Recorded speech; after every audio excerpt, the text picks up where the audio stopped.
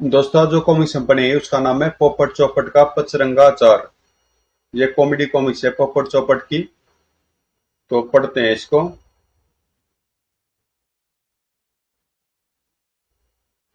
अगर आप यह मानकर बैठें कि केवल पश्चिमी देशों में ज्ञानी रहते हैं, तो पोपट चौपट के जीवन की यह घटना पढ़कर आपको अपने विचार बदलने होंगे। मायापुरी के ये दोनों महाज्ञानी अगर चाहे तो विश्व के अग्रणीय ज्ञानियों को अपनी उंगली पर नचा सकते हैं। ही ही ही। एक शाम पोपट चौपट घर में बैठे बोर हो रहे थे। उन्होंने सोचा चलकर वैज्ञानिक राम भरोसे से मिलते हैं। उनके अनोखे आविष्कार को देखकर कुछ मनोरंजन होगा। वे फटाफट कपड़े बदलकर तैयार हुए और चल पड़े राम भरोसे के घर की ओर। कुछ ही देर बाद वे राम भरोसे के घर के सामने खड़े थे। वाह वाह, राम भरोसे चाचा ने तो एक नया बंगला बनवाया है। क्या शानदार बंगला है। इतना शानदार बंगला तो मायापुरी में किसी का नहीं होगा। मधु मुस्कान के मालिक साहब का भी नहीं होगा। राम भरोसे चाचा, राम भरोसे चाचा। लगता है राम भरोसे चाचा बाजार गए हुए हैं। आओ हम भीतर चलकर उनका इंतजार करते हैं। वे उस अनोखे भवन के भीतर पहुंचे। वाह वाह, राम भरोसे चाचा के ठाट का क्या कहना। राम भरोसे चाचा की पसंद का कोई जवाब नहीं, मान है वे। पोपट भैया, इस बक्से नुमा चीज पर इतने सारे बटन कैसे लगे हैं? कोई लाल तो कोई नीला और कोई पीला। अरे मूर्ख, यह विज्ञान का युग है। तुमने अखबार में पढ़ा नहीं कि भविष्य में ऐसे मकान बनेंगे जो पूर्णतः यंत्रों द्वारा संचालित होंगे। बटन दबाओ और चाय हाजिर। दूसरा बटन दबाओ तो भोजन बनकर तैयार। और तीसरा बटन दबाते बिस्तर बिछकर तैयार। देखो, यह लाल बटन दबाता हूँ। बटन के दबाते गर्मा गर्म मिठाइयों की प्लेटें हमारे सामने हाजिर होंगी। यह देखो। और जैसे ही पोपट ने बटन दबाया, पोपट भैया, यह विस्फोट कैसा है? और यह बंगला क्यों हिल रहा है? पता नहीं चौपट भैया। राम भरोसे के आविष्कार को समझ पाना किसी के बस की बात नहीं। यहाँ से भाग चले। कुछ गड़बड़ होगी तो राम भरोसे चाचा में जिंदा नहीं छोड़ेंगे। उन्होंने दरवाजा खोलकर बाहर देखा तो उनके होश उड़ गए। वे अंतरिक्ष में पहुंच चुके थे। पृथ्वी लाखों मील पीछे छूट चुकी थी। बू, हम कहाँ फंस गए? अब हमारा क्या होगा? सत्यानाश हो राम भरोसे का। समझ में नहीं आता, मजाक करने के लिए ऊपर वाला हमें क्यों चुनता है। बू। उधर वैज्ञानिक राम भरोसे बाजार से लौट रहा था। अपनी जरूरत के सारे सामान खरीद लाया हूँ। अपने नए आविष्कार अंतरिक्ष यान का प्रयोग करने के लिए मुझे लंबी अंतरिक्ष यात्रा पर जाना है। आए, मेरा अंतरिक्ष यान, मेरा नया आविष्कार कहाँ गया? वो जरूर पोपट चौपट की शरारत होगी। मूर्खों ने मेरी सालों की मेहनत को मिट्टी में मिला दिया। मैं तो लुट गया, मेरा दिवाला निकल गया। वो इधर राम भरोसे का अंतरिक्ष यान मंगल ग्रह की गुरुत्वा गुरुत्व गुरुत्वाकर्षण शक्ति में फंस गया और मंगल ग्रह पर गिरने लगा। और धड़ाम। मंगल ग्रह पर गिरकर यान चकनाचूर हो गया और पोपट चौपट एक और जा गिरे। पाठकों को पता हुआ कि पोपट चौपड़ यमराज के श्राप से अमर है। उन पर मंगल ग्रह के वातावरण का कोई प्रभाव नहीं हुआ। कुछ देर की बेहोशी के बाद उन्हें होश आया। हे भगवान, भूखे मारे बुरा हाल है। पहले से इस अंतरिक्ष यात्रा का पता होता तो अपने साथ सब्जी पूरी ले ही आते। यहाँ तो आसपास मूंगफली तक की दुकान नहीं है। पोपट भैया, यहाँ पड़े पड़े तो भूखे मर जाएंगे। चलो चलकर ढूंढते हैं, शायद कोई होटल वोटल मिल जाए। उसी समय अमेरिका का वाइकिंग भी मंगल ग्रह पर उतर रहा था। अमेरिका ने करोड़ों डॉलर खर्च करके इस यान का निर्माण निर्माण किया है और मंगल ग्रह पर जीवन का अस्तित्व खोज करने के लिए इसे भेजा है। सारी दुनिया की निगाह इसी पर टिकी हुई है। दुनिया भर के अखबारों ने इस खोज अभियान को अत्यधिक महत्वपूर्ण बताया है। निश्चित समय पर अंतरिक्ष यान वाइकिंग मंगल ग्रह पर उतरा और पृथ्वी को रेडियो संदेश तथा दूरदर्शन चित्र भेजने लगा। नासा स्थित अमेरिकी प्रयोगशाला में हम कामयाब हो गए। हमारा मिशन सफल हो गया। अब हमें जल्दी मंगल ग्रह पर जीवन के अस्तित्व का पता चल जाएगा। पृथ्वी से रेडियो संदेश मिलते ही वाइकिंग ने अपना काम शुरू कर दिया। संयोग से पोपट चौपट भी उसी क्षेत्र में आ पहुंचे। पोपट भैया, वह देखो, जाने क्या है। जय हो बंसी वाले की। जरूर कोई होटल होगा, चल आज चलते हैं। मैं तो हलवा पूड़ी खाऊंगा और मैं मसाला डोसा खाऊंगा। वाह वाह, यह तो गजब का होटल है। ऐसा होटल तो मैंने आज तक नहीं देखा।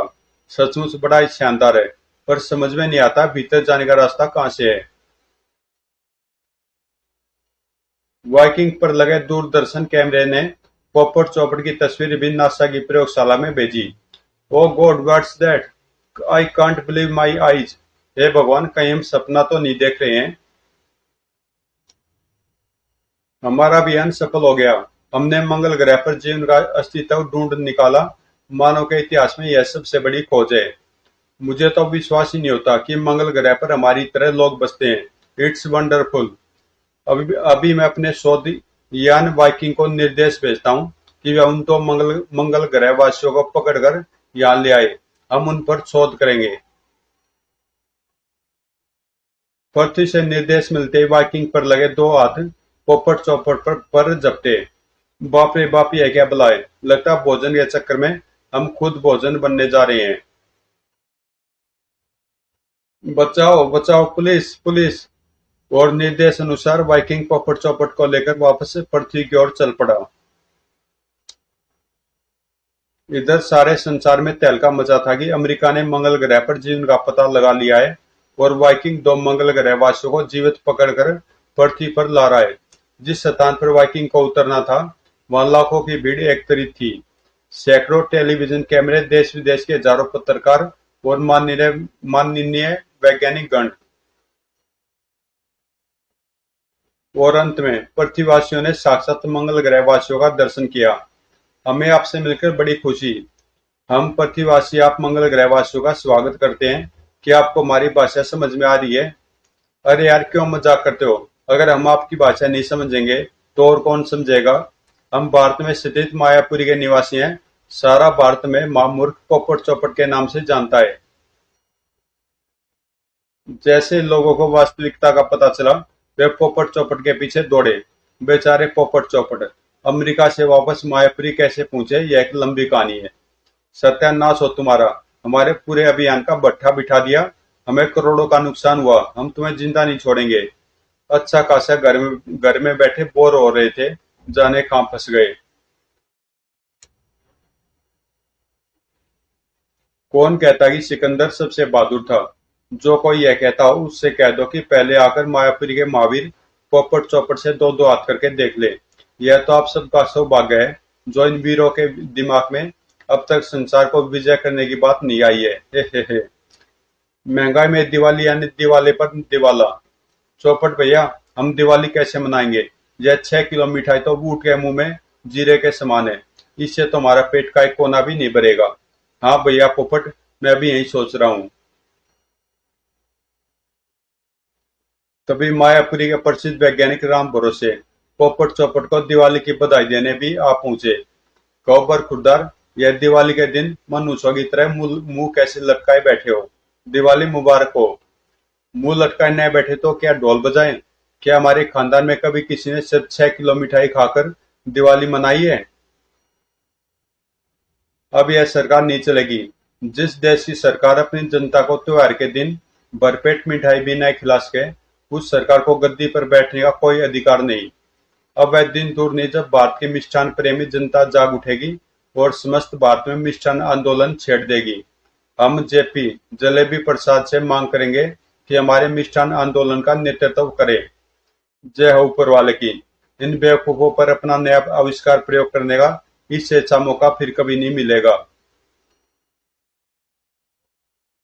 इतनी छोटी सी बात पर इतना लाल पीला होने की क्या जरूरत है? तुम्हारी परेशानी मैं मिनटों में दूर कर सकता हूँ। मैंने पिछले 3 महीने के अथक परिश्रम के बाद इन आश्चर्यजनक गोलियों का आविष्कार किया है। इन गोलियों के खाते तुम दोनों अंगूठे के बराबर छोटे हो जाओगे। फिर ये 6 किलो मिठाई तुम्हारे लिए हजारों क्विंटल के बराबर होगी। फिर मौज से मिठाइयाँ खाना और राम भरोसे के गुण गाना। पोपट चौपट राम भरोसे के चक्कर में आ गए और गोलियां खाने के लिए तैयार हो गए। चौपट भैया, अगर हम सचमुच अंगूठे के बराबर हो गए तो मजे आ जाएंगे। बिल्कुल ठीक भैया पोपट, फिर तो खूब दिवाली मनाएंगे। पोपट चौपट ने राम भरोसे की गोलियां खाई। गोलियां खाते उनका आकार घटने लगा और वे मिनटों में अंगूठे के बराबर हो गए। चौपट भैया, ये तो कमाल हो गया। हमारे दुश्मन का चाचा बीमार हो गया। इस हम तो सचमुच छोटे हो गए। अरे राम भरोसे चाचा, जरा मिठाई तो लाओ। देखो तो अब लड्डू पेड़े जलेबी कैसे दिखते हैं। वाह, मैं कामयाब हो गया। इस वर्ष नोबेल प्राइज पर मेरा ही हाथ है। मैंने संसार के अन्न संकट का समाधान ढूंढ निकाला है। अगर सारे दुनिया वाले इन मूर्खों की तरह छोटे हो जाएं, तो विश्व का खाद्य भंडार कभी भी समाप्त न हो। अब ये लो मिठाइयाँ खाओ, खूब खाओ। अब तुम दोनों महीनों खाकर भी इसे खत्म नहीं कर सकते। पोपट, वह देखा, कितने बड़े रसगुल्ले, गुलाब जामुन, मजे आ गए। यम यम, राम भरोसे जिंदाबाद। राम भरोसे अपनी कामयाबी की खुशी में नाचता उछलता घर लौट गया और पोपट चौपट मिठाइयों के डिब्बे में घुसकर अपनी मनोकामना पूरी करने लगे। मैंने जिंदगी में कभी नहीं सोचा था कि इतना बड़ा रसगुल्ला खाने को मिलेगा। और यह देखो, हलवे का पहाड़। यम यम। पेट भरने के बाद वे मिठाई के डिब्बे में ही आराम फरमाने लगे। चौपट भैया, मैं दावा कर सकता हूँ कि संसार में किसी देश के राष्ट्रपति तक को भी हमारी तरह हलवे के ढेर पर सोना नसीब नहीं हुआ होगा। पोपट चौपट के लिए यह सारा सुख क्षणिक ही था। कुछ देर बाद मिठाई की खुशबू पाकर मक्खियों का एक झुंड वहां आ पहुंचा। चूंकि वे अंगूठे के बराबर हो गए थे, इसलिए मक्खियां उन्हें गिद्ध से भी बड़ी नजर आ रही थी। वाह ऊपर वाले, तुम्हारी लीला अपरंपार है। पोपट चौपट तो अंगूठे के बराबर हो गए। आज हम इन्हें बताएंगे कि कम भक्तों ने हमारे करोड़ों भाई बहनों को स्वर्ग लोक में पहुंचाया है। Come on soldiers, attack. राम जाने यह कैसे पक्षी हैं, इतने बड़े, इतने खूंखार हैं। हेल्प। और वे जान बचाने के लिए भागे। अरे पोपट, अब समझ में आया। यह तो मक्खियां हैं, हर कुत्ते के दिन फिरते हैं। आज इनके दिन भी फिर गए। संयोगवश पासी मच्छर मक्खियों पर दवा छिड़कने वाली एक पिचकारी पड़ी थी। पोपट चौपट की निगाह उस पर पड़ गई। वह बच गए। इस पिचकारी से हम अपनी रक्षा कर सकते हैं। जल्दी करो, वरना मक्खियां हमें नोच कर खा जाएंगी। पोपट चौपट अपनी सारी शक्ति लगाकर पिचकारी चलाने लगे। फलस्वरूप मक्खियों को मैदान छोड़कर भागना पड़ा। फ्लीट। जोर लगा के हईसा। मर गई मक्खी हईसा, मर गए मच्छर हईसा। नहीं रहेगा मलेरिया, देश तरक्की करेगा हईसा। बच गए पोपट भैया, सारी मक्खियां भाग गई। अगर मक्खियों के हाथ में मारे जाते तो हमारे सारे खानदान की नाक कट जाती। इस बार तो बच गए भैया चौपट। पर सोचो, अब हम अंगूठे के बराबर हो गए हैं। अगर कोई और जानवर आ जाए तो। वह देखो आ गया बब्बर शेर। शेर नहीं है तो चूहा है। तुम लोग मेरे कई भाई और बहनों को पकड़कर मायापुरी के जंगल में छोड़ आए हो। आज बदला लेने का मौका मिला है। आज मैं तुम दोनों को नहीं छोड़ूंगा।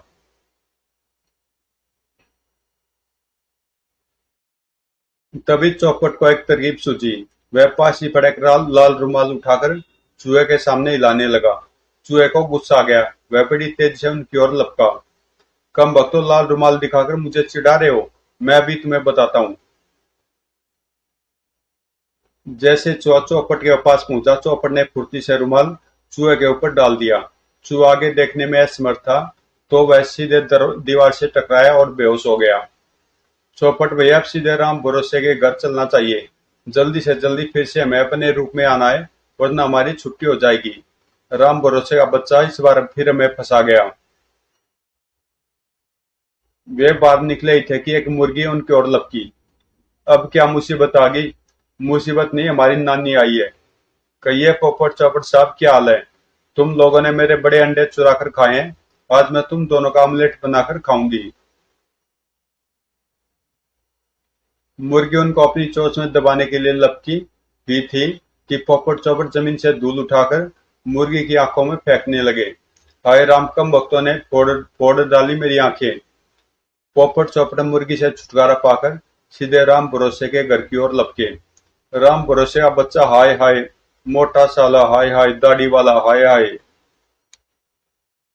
वे घबराए हुए अंधाधुंध दौड़े जा रहे थे कि सामने से एक आदमी आ निकला और वे, हे भैया, देखकर नहीं चलते? पोपट संभलो, हम जूते के नीचे दब जाएंगे।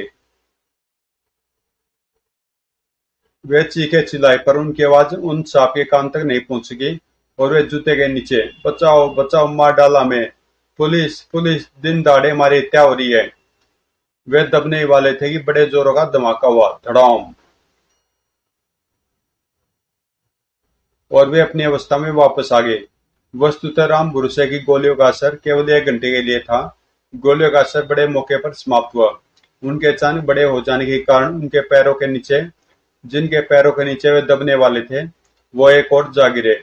और वे और कोई नहीं, मधु मुस्कान के मालिक साहब थे। हमारे मालिक साहब कितने महान हैं, उनका चरण छूते ही फिर से ठीक हो गए।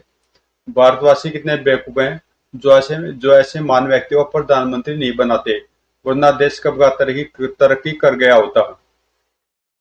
तो दोस्तों यहाँ पर ये एपिसोड खत्म होता है। इससे आगे 2 एपिसोड और हैं, तो उनका मैं अलग से वीडियो बना दूंगा। तो मिलते हैं इसके दूसरे पार्ट में।